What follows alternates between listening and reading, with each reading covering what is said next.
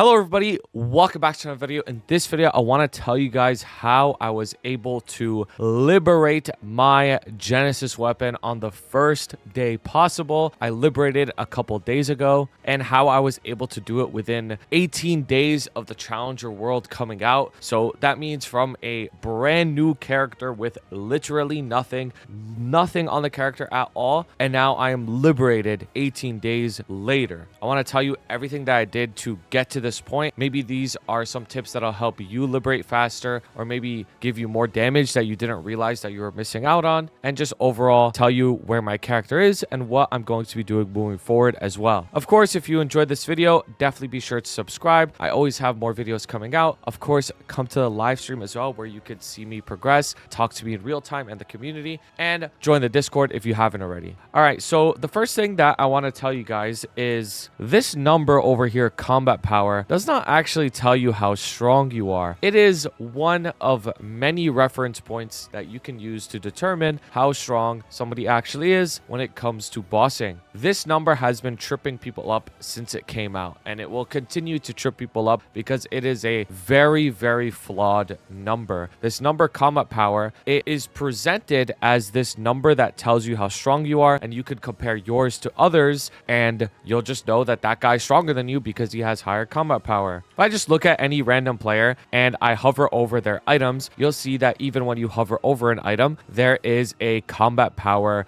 difference, right? Like when I hover over a secondary, it's like minus, weapon, minus, or whatever, but his eye, it's a plus. So maybe this item is stronger than mine. These things are designed this way so that you could compare to others, but this is a fundamentally flawed thing. And I want you guys to understand this because this comes into play a lot later. Almost every single day, people ask me, what's your combat power? What's your combat power? What's your combat power? What's your combat power? How much combat power do I need to clear this boss? How much combat power do I need to clear that boss? Every single day I get asked these questions, and there's a reason people are asking these questions. They're asking this question because they think that if they reach this certain amount of combat power, they will be able to clear the boss. But that's not necessarily true. That's not necessarily true at all, actually. You'll have one person say, oh, I cleared normal Vihilla at 13 mil CP. You'll have another person say, oh, I had to clear at 19 mil CP. Both of them will claim that it was a min clear run. Are they wrong? I mean, maybe they could be wrong a little bit, but maybe they could be right as well. The reason why this is a flawed number is because it does not take in a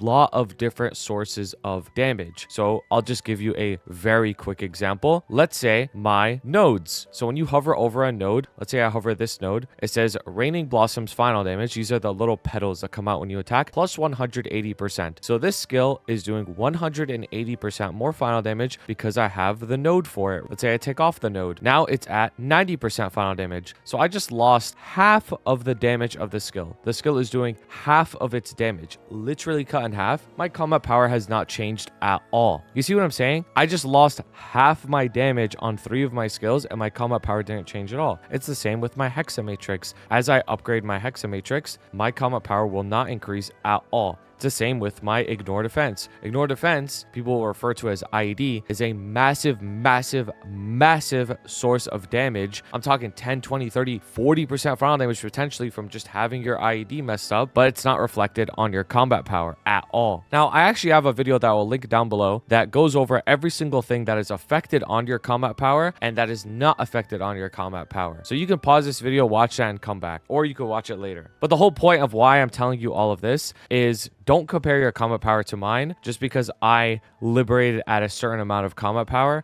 versus what you might have to liberate or something like that. I want to teach you guys the sources of damage on this game without hyper fixating on the combat power. So let's go back to liberating first of all. First of all, I bought the Genesis Pass. It costed 30k NX. What this allows you to do is you get 3 times the liberation speed. That's just how you could think of it. Is however fast it takes to liberate, you would be liberating 3 times as fast if you buy this Genesis Pass. The Genesis Pass also gives you damage. You can hover over this power of the adversary and it gives you bonus damage. The most important thing that it gives you, honestly, is the bonus 150 Arcane Force. The reason why Arcane Force is so important for when you're trying to liberate really fast is bosses have a arcane force requirement. So let's say I enter Dark now real quick. And again, this is not reflected on your combat power. Let's say I enter the boss. You can see over here on the top left, there's an arcane force requirement. You see how it says a certain number out of 850. This means that you need at least 850 arcane force to deal normal damage to Dark now. But there are also thresholds that you can reach to deal bonus damage. So for example, because my arcane force is over 1.5 times 850, you can see there's a little percentage on the top line. It says 174.1%. Because it's over 150%, that means I'm gaining an additional 50% final damage on the boss, which means I'm doing 1.5 times my total damage on this boss because my arcane force is spec'd correctly. And the Genesis Pass gives you arcane force, so it's easier to reach these thresholds much faster in your progression. So if you're somebody who's running this boss or any boss that has arcane force and you're hovering your arcane force and you think like, oh, maybe like if I put into arcane force hyperstats, I could reach that next threshold of like 1.5 times, you should definitely do that. That will give you way more damage than anything else. And again, it's not reflected on your combat power. So all of this information, I had this in mind while I was clearing these bosses. I optimized my stats all the time to try and do as much damage as I can to the boss without hyperfixating on drop gear. If you want to look at my damage gear here, this was literally my damage gear when I lipped. Well, I didn't have the Genesis weapon, obviously, but this was my damage gear when I liberated. So I had an 18-star slime ring with 30%, 18-star Meister ring with 24%. This is a free silver blossom ring, free Oz ring. I had a 18-star dominator pendant at 27%. My secondary was 3-line boss, which looks goofy, but is actually pretty strong. My emblem is 2-line attack, and then my CRA is all at 21 stars and 2 lines. So this is -2, 15%. This is 21%. This is 18%. And the rest is Challenger gear. This is using the CRA set, not the Ignition set. And this is my dog cup. So you can see that I have a lot of blank spots in my gear. That's because of the rental gear. The rental gear is a new thing in the game that allows you to just straight up get like juiced gear without having to actually make it. Like every single one of these pieces of gear, it has a set effect as well. So if I were to get one and equip the next one, it would be stronger and stronger and stronger. But they give you a lot of damage. Like when I put on my rental gear, right now I'm at 61 mil CP. When I put on the rental gear and I have my fams out, which I have 6% attack fams, which are actually pretty good. They're all better than 20 boss. It puts me at like 124 mil CP. So the rental gear gives me like 55 mil combat power, which is a lot. Like that's a big amount of power I'm getting from rental gear. Now, this is just where I'm at right now. When I first started clearing these bosses like C10 and stuff, I first put on my rental gear when I was at 19 mil combat power, and it put me at like 33, 34 mil combat power, and I was able to do Hard Vihila, Gloom, Darknell, Slime. I was able to do all these bosses completely solo, which leads me to the next reason why I was able to liberate so fast is I have practice on these bosses. This might sound very simple, but having practice on the bosses gives you a stupid amount of damage.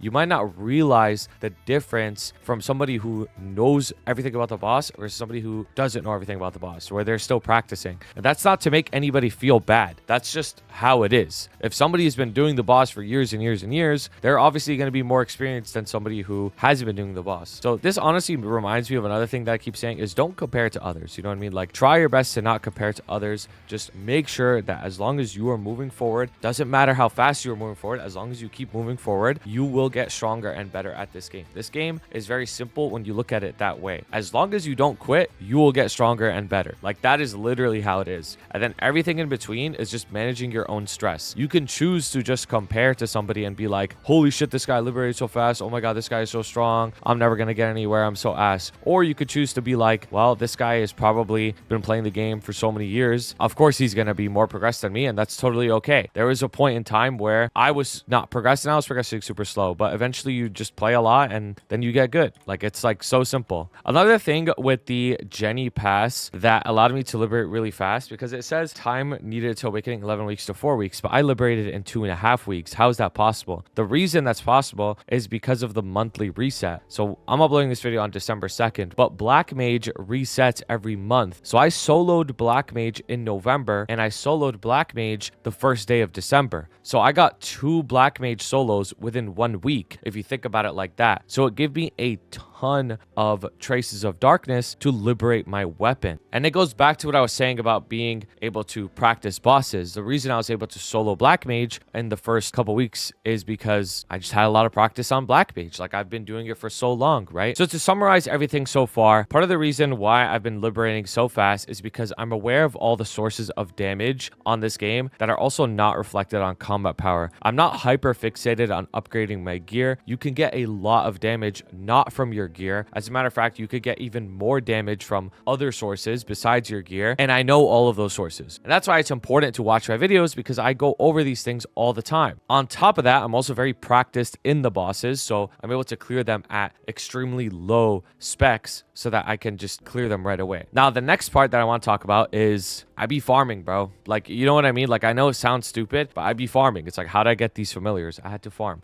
How did I get the Hexa? I had to farm. Hexa 1, 2, and 3 maxed, and I have this as my current Hexa, and I'm pumping into Janus, right? I mean, I just grinded, right? Like, grinding is a big part of the game as well. I've also been grinding, which also reminds me of this next thing. There's a lot of damage you can gain on a boss based off of what level you are. So, for example, let's say I am doing Black Mage. My character is level 280 right now, and Black Mage, the boss himself, is level 275. Like, it is a level 275 monster. So because I am 5 levels above Black Mage, that means I am doing a bonus 20% final damage as opposed to being minus 2 levels to him. So you could just think of it as looking at this chart. If you want to get the full damage on a boss, you have to be at least 5 levels above the boss. This gives you the maximum amount of damage just from level. So the other day I had somebody come to my stream and he literally was like, I have the same combat power as you. Why am I not even close to soloing Black Mage? Well, amongst many other reasons, he was level 271, which is minus 4 levels. So he's only doing 76.5% damage to Black Mage. I'm doing 100% damage to Black Mage. He's doing 3/4. I'm doing the full 100%. That is a massive damage gap just from levels. But the levels alone also come with many other things. Just because I'm higher level, it means I'm going to have higher Hexa, which means I'm stronger, and Hexa is not reflected on CP. It means I'm going to have better familiars. It means I'm going to have better hyper stats. All of these things come from levels. It means I'm even going to have probably better nodes. Little things like this, little things like max weapon aura, max impenetrable skin, max blink. I even maxed out my solar crest, and well, true reactive reflection is about to be maxed, but even little things like this, like slight damage increase in nodes. All of these things also come with levels, just because I've been training and I have a bunch of nodes from training and stuff. Like over here, I have like 1200 nodes sitting. The other thing is, if you look at my damage gear actually didn't cost me that much money. It all costed around 10 bill on the Starburst event. 10 bill isn't that bad, considering that like you just do the weeklies, it's like 5 bill per week, and then you farm. So where did the most of my money go? Most of my money actually went towards Meso drop gear, and is still going towards Meso drop gear because I'm trying to get this last double drop. Because I focused on my Meso drop gear immediately, right as I was first starting to make Mesos, as I've been training, I've been getting more frags, more nodes, more fams, more everything, because I focused on my Meso drop gear. Even in my Meso drop gear, I'm at 63 mil CP, which just goes to show that a lot of damage, it's not even coming from these gears. Like these items don't even have like strength on them. They're barely starred. You know what I mean? Yeah, sure, this is a magic eye patch, but you just look at the raw stats, it has like no fucking stats on it, right? Another thing that is giving me a lot of damage that helped me liberate as well is I took advantage of the Challenger World buffs. So as you advance on your Challenger World ranks, you will gain more and more buffs. If you just hover over the rank, it tells you more different buffs that you get just as you climb. So I cleared my bosses in a strategic way. So for example, Hard Lucid was really hard for me to do at first. So I did stuff that I knew I could do, like Hard Will. Hard Will, in terms of HP, is actually not that high HP, but it's pretty hard to solo at low damage. But I know how to do it at low damage. So I was able to clear it, and that was able to give me a lot of Challenger rank points, which was able to increase my Challenger rank. So by the time I got to Lucid, I was already Emerald, which means I have the Emerald buffs and I'm a lot stronger. And then I was able to do Lucid. So I remember this. On the first week, I started doing all of these bosses at around 33, 34 mil combat power. I couldn't do Lucid, but I could do Will, I could do Gloom, I could do Dark now, and then I did Vihilla. And by the time I did all of that, I was able to get to Emerald, and then I shot up to 40 mil combat power just from getting the Emerald buff, and then I was able to do Lucid. This is also my Arcane Seal, which is a event that is going on for the Challenger World that gives you bonus stats. You can see I'm getting 65 strength, 40 attack, 20% strength. This isn't that that crazy, to be honest, at this point. A lot of people have like legendary seals, but I'm missing out on that. This is my basket buffs as well. I have 40 boss and 20 IED, and then Monster Park and Grandis at the moment. I also pumped a lot of my symbols, like the symbol selectors you get, into Arcane Force. This way I had the required Arcane Force to get 1.1 times damage on Black Mage as well, and all the other bosses. The symbols also just give you raw stats as well. Like, you know, each symbol is giving me like 2,000 strength, and it goes back to leveling. I mean, if you level more, you'll get more symbols, which will give you more stats. There's little things that I did as well that also helped me gain more damage. Like, for example, I got Meister Smithing, Meister Accessory Crafting to craft the Meister Rings. Meister Smithing, if you don't know, if you have it, gives you a skill that gives you 5% crit damage, which is just a little bit more damage. Again, not reflected on your combat power. I am working on a new profession guide that's going to be coming soon because my old one is out of date at this point. I also did buy the Challenger Pass, so I have all these resources at the bottom as well that gave me more frags and nodes and stuff like that. I would recommend buying these. Like, if you're playing the game a lot, you get more value from this, especially the 20% bonus XP. Obviously, this, you only get value from it if you are training, and because I was training, I got a lot of value from this as well. But I mean, that's basically it. Like, that's how I was able to liberate so fast. Like, all of those things combined allowed me to liberate. But now the question is, where do I go from here, right? I'm level 280. What do I do? Like, what is there to do after liberating? Maybe you are also liberated, or you're about to liberate and you're thinking, what should you do? So what I'm going to be doing moving forward is I've been zeroing out to try and get this last double drop. Like, this is so important to try and get 200 drop. I have 180% on my equips. It is so important, and I'm really trying my hardest to get this last piece of drop. So I'm just going to keep zeroing out until I get this. Like, I'm not going to work on any gear upgrades at all until I get this last double drop. Like, it's actually so frustrating. I'm like 20 build deep to try and get this double drop, and that's including the cube sale, but whatever, it is what it is. And after I get that last double drop, I'm going to be saving my money for quite a while, because something that you might not understand about MapleStory is gear takes a long time to get. Even if you have the mesos, even if you have the resources, it takes a very long time to get. Like, if I were to replace this Challenger gear, how am I going to replace it? I have to replace it with Arcanes. How am I going to get Arcanes? You get Arcanes from boss drops, which I was gonna say low-key, but high-key think are nerfed. Like, I high-key think these things got nerfed. I don't know if this is intentional, I don't know if this is a bug, but I need some communication on this. Like, these things are not dropping, bro. Like, it's crazy. But this is how you get Arcanes. You wait for these things to drop, and then you get the 5-set Arcane. I'm gonna 18 star it, legendary it, flame it, and then I'll replace the Challenger gear. But that's just gonna take a while. I just have to do my bosses every single week. What about my rings? So I have a slime ring, I have a Meister ring. The 4th ring is a superior Golux ring. The superior Golux set is extremely powerful, and you need to get it straight up on your progression. You get it by doing Golux every single day, and then you buy the ring and you buy the pendant. You usually never buy the belt or the earring because you'll just get them to drop eventually. Usually, if you have drop gear, you'll get them. Like, I happen to get them already, which I think is still a little lucky, to be honest with you. But if you have drop gear, you'll get it. You can see the set effect on the right over there. It says 4-set set effect, boss 30, IED 30. That's a very strong set effect, and you should definitely get it. So that would be the 4th ring. It would be the superior ring. So then you're going to be running slime ring, Meister ring, or superior ring. You could also run a Kana's treasure if you happen to get one. But then it leaves the face, eye, earring, pendant, and belt, like all of these slots. So pendant and belt and earring, we know that you're going to get the 4-set superior, but 4-set superior takes a long time. You have to do Golux every day for a very long time, and then you'll eventually get it, right? But that's where the rental gear comes in, which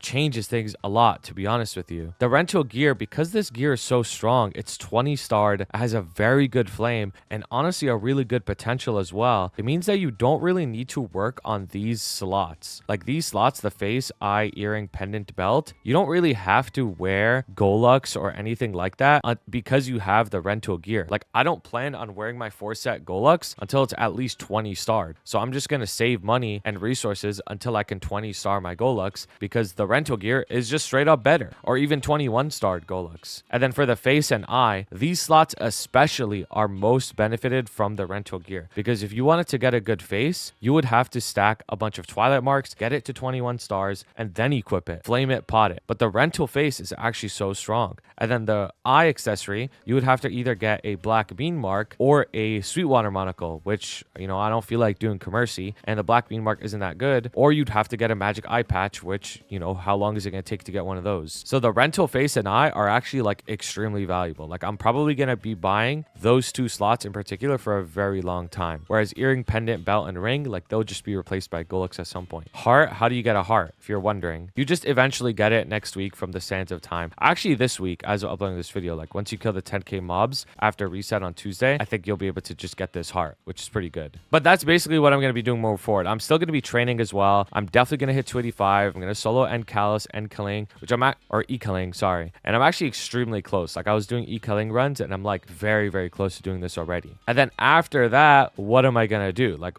even further, 285, you hit Challenger, you did all the bosses, then what? Well, there's going to be an adversary. First adversary, the new boss comes out in January, which is going to be another mission. I'm going to be doing that as well, just to clear it. And I'm probably going to stay on the Challenger world. This might change, honestly, but I plan on staying in the Challenger world probably for a long time, just because there's burning. Like there's map burning in the Challenger's world. Whereas if I went to Chronos, for example, there's probably no burning. So I most likely will stay here for quite a long time. And then if you still don't know where to go, like, okay, let's say you have the 18-star arcanes, you have the Golux set and everything after that, the progression is literally just the exact same, but just takes longer. So what I mean by that is then you have to work on getting every single item to 22, but then that just means that you have to wait for more items to drop. So it's just the same shit. You just have to keep playing. Anyways, I appreciate you guys so much for watching. I know there was a lot of information in this video. If you learned something, definitely let me know in a comment down below. It's one of the best things you could do for me because it like validates my ranting basically and makes me feel like I'm not crazy because somebody's actually learning something. Anyways, I appreciate you guys so much for watching. Have a wonderful day. And if you watched till the very end, the secret word is Fiora. Shout out to my beautiful members, Blazefire, Shooms, Shagad, Ravi Espa, Koga, Skittles, CKJ, Vampiric X, Fresh and Juicy, Kelvin, Cloud Figs, Trashbot, Henzo, Dylan, Cloudy Quesos, Jason B, Sylvester L, J.A., Russell M, Mochi Teddy, Zero Sama, Shredbot, Michael R, and Suna TM. I appreciate you guys so much. If you guys ever want to submit art, put it in the Discord fan art channel, and I'll see you for the next video.